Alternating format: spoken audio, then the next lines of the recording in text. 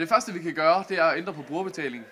Det er, vi ser nu den her virkelig lange kø, som slet ikke holder. Det er ikke godt for brugeren, der skal vente i timer og dage på at komme til. Og det er ikke godt for det offentlige sygehus, fordi der bliver lagt kæmpe pres på det. Det her, vi så vil gøre nu, det er at indføre brugerbetaling. Og det skal de her to hjælpe os med. De opkræver nu 20 denar hver gang, at der er en, der skal ind på sygehuset for at få en del af de offentlige ydelser. Det gør så, at efterspørgselen på de her, det falder, fordi at prisen den bliver forhøjet. Før var prisen 0 kroner, og nu koster det så noget. Det vil sige, at køen den bliver mindsket markant. Lige pludselig så skal de her ikke have del af de offentlige ydelser længere, og det skal man heller ikke. Og på den måde så kan man løse de her problemer.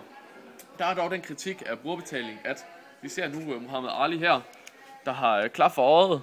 Han har nogle øjenproblemer, som han gerne vil have hjælp til at få fikset sit øje. Men det kan han ikke nu, fordi han skal bruge foder til sin hest. Og derfor så har det altså en slagside med nogle sociale konsekvenser, hvor det skaber en skævhed i samfundet.